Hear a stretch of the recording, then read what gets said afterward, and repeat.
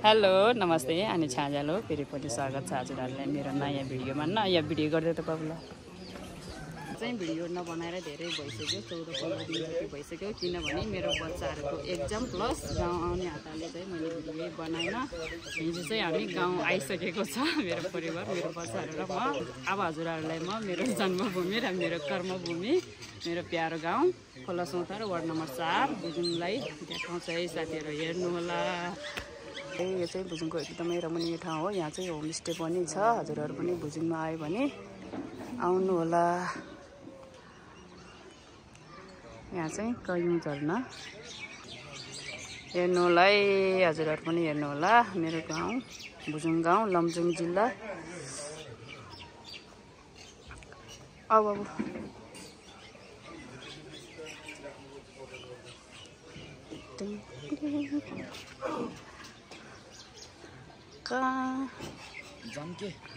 एकछिन पो, यो चाहिँ मेरो घर, मेरो कर्म घर हो भने यता कर्म घर भनेको के? बिहा भएको घर, ससुराल। यता चाहिँ ससुराल। यहाँ चाहिँ मेरो माइत घर है। समाप्त भयो। त्यस्तो बोल्छ, जाम मात्रै भन्छस्। गएर कहाँ जाने होला?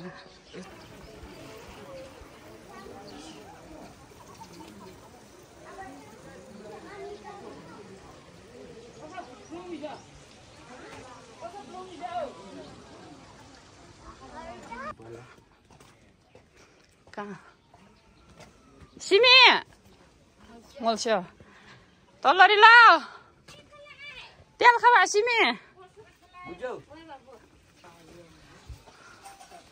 दादा प्रगति सोध्न कि छु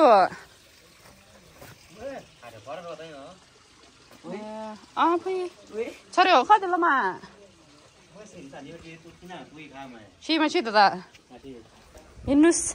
यहाँ चाहिँ ठाँटी, भुजुङ गाउँको ठाँटी।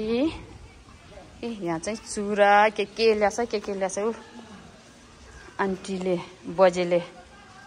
हेर्नु त, यस्तै हो नि है गाउँघरमा। दसैँ अनि बजारको बेलामा यसरी बेच्न आउने, अनि सबैजना यहाँ आएर लगाउने, बच्चाहरूको खेलाउन सबै। गाउँले हो, हामी गाउँले हो। खोला सौतार भुजुङ वार्ड नम्बर 4 को ठाँटी भवन आयो। बाजे मैलाको घर आयो। यहाँबाट देख्यो बाजे मैलाको घर।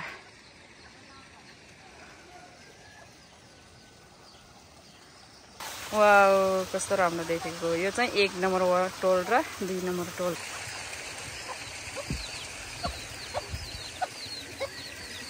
यहाँ चाहिँ ढुङ्गे धारा पहिला बच्चामा हामी चाहिँ यहाँ पानी भर्न आउँथ्यो।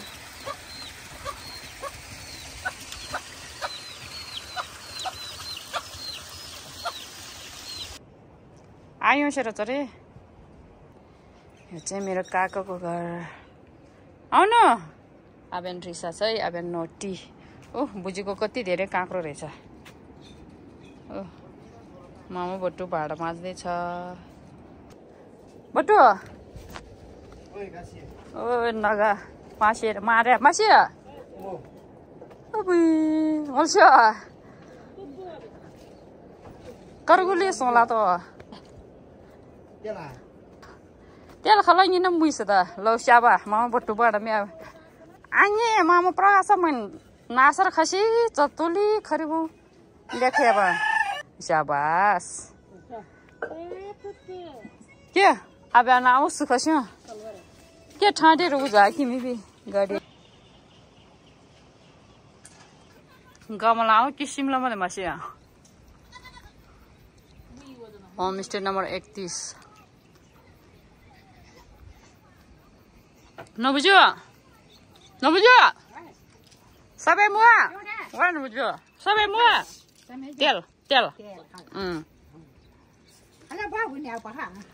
बो खस्यो दाइ खस्यो सोला खस्यो त चाहियो।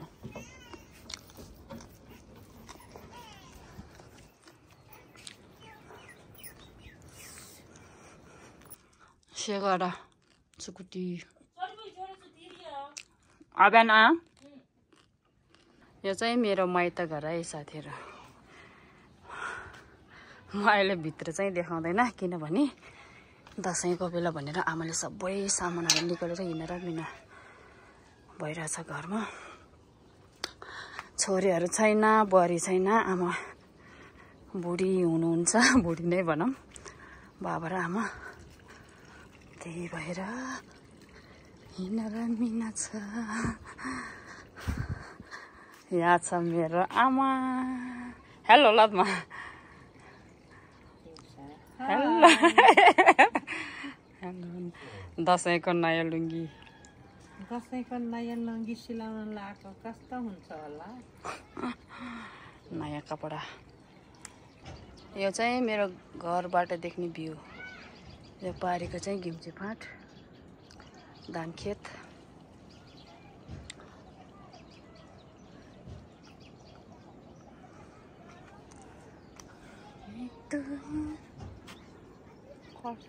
खोर्सानी आटो होला त मा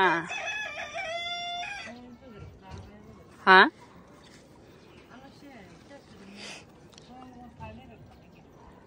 तलवा थालिर बच्चा मासी या तल ल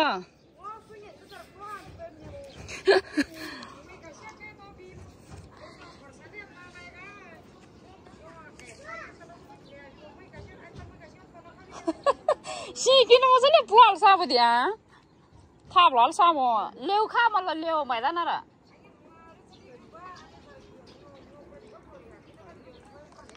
सदैगा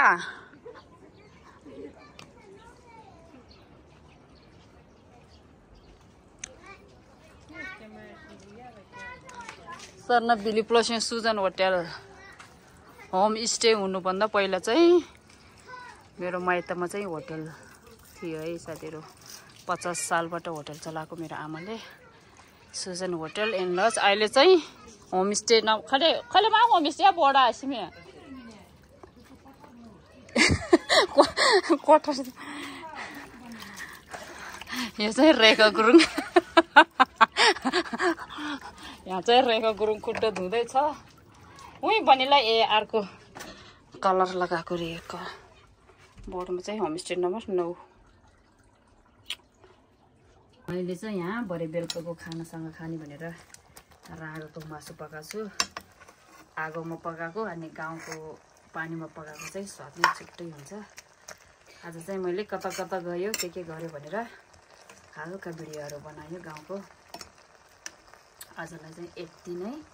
अब भोलिदेखि म कहाँ जान्छु के गर्छु भनेर भिडियो बनाउने छु। आजलाई चाहिँ यति नै। Bye bye.